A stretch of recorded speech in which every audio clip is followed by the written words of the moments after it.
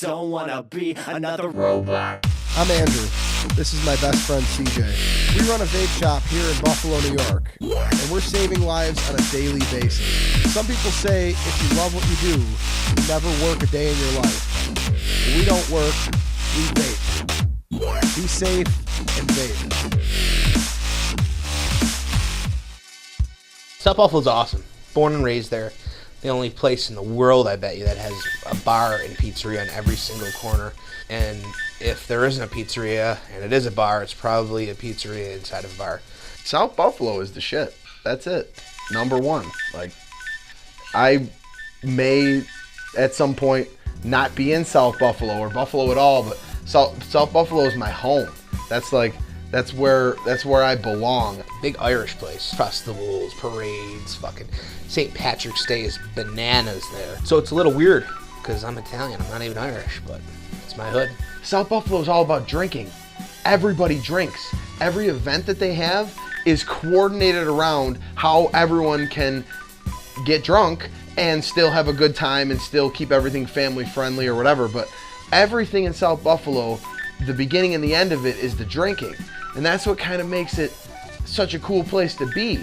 People who are from out in the suburbs or even from other parts of the city, South Buffalo has this like mantra where it's like the white ghetto, you know, it's like where poor people go to die. It's like the place to be if you ain't got no money. Andy fucking grew up in the burbs, man. He doesn't know shit about South Buffalo. He ain't down. Everyone from outside of South Buffalo is the first to get down on it, make fun of us for our raspy voices and our Bill starter jackets. It's home to him now. That's because, I don't know, his wife forced him to move there or else she'd fucking beat the fuck out of him. But like the people who are from South Buffalo, we're proud of our raspy voices. We're proud of our Bill starter jackets. If he had it his way, he'd probably move to Depew. He's a Depew guy. He's not South Buffalo. Not at all. Andy, you want to go out to the bar? No, I can't. Why not? Because my shirt's too small. I can't move. This is our hood. This is all we know.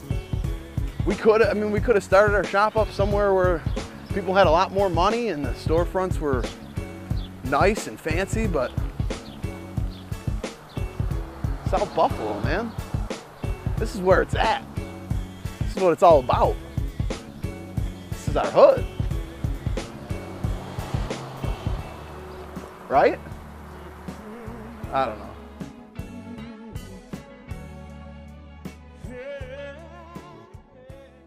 You know, I got home the other night and of course everyone's in bed as usual. So I'm hanging out, vaping a little bit, I go up to bed. I give it a few toots, I go to sleep, bam, nothing like it. Fucking 10 minutes later, I'm in a dead ass sleep, rolled over, I'm holding Jen, and I'm woken up by, really? And I'm like, fucking, what? Dead sleep, like, what? Really? What? What's going on? Someone's breaking in? Really? She rolls over and looks at me, and I'm like, what the fuck?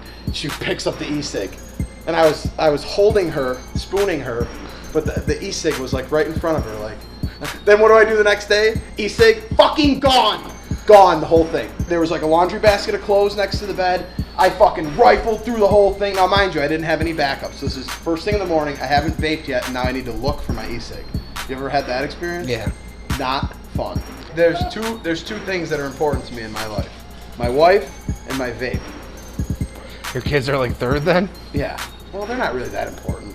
They got a lot of years to take up in my life. I don't need to fucking worry about them now, right? Now they're taking up life? They are life suckers. You got children, they suck the life out of you. They say smoking takes 10 years off your life. Kids probably take 15 years off your life, right? You got one, you know. Bean's kid takes 10 years off of my life, for Christ's sake. And that's if they don't actually kill you. That's just the stress levels. Do you have like fear that your kids are gonna kill you? My kid, I have a feeling that Max is gonna do a wrestling move on me and do it the wrong way and break my neck. That's legit. So I can only pray? You need to start training him. I'm gonna train him. Max, this is what you gotta do. Just like that. That hurt. A lot. Like way more than I'm showing right now. There's the guy who talks with the cigarette in his mouth, you know, like not like holding it, but just cigarette in his mouth. You know, he'll be flailing his arms and cigarette in his mouth. For me, it wasn't a cool smoking guy. It was a cool smoking woman. What are you doing? You can't even take a second to take that thing out of your mouth. You got to flap it at us. My buddy Timmy, I grew up with, his grandmother was practically my grandmother. She would talk to you with a cigarette in her mouth, dangling. She'd light it up, start a conversation with you. Never take a puff, but the thing would bounce when she talked. And never drop an ash. And the worst part about that is, on the spectrum of like smoking being cool, that's like the coolest smoker. Like when you're a little kid, the more hardcore of a smoker someone is, the more cool they are, you know? Most of the times, like, she was killing the devil. That's what they called it when the whole thing burned out in your mouth and you didn't ash once. You killed the devil.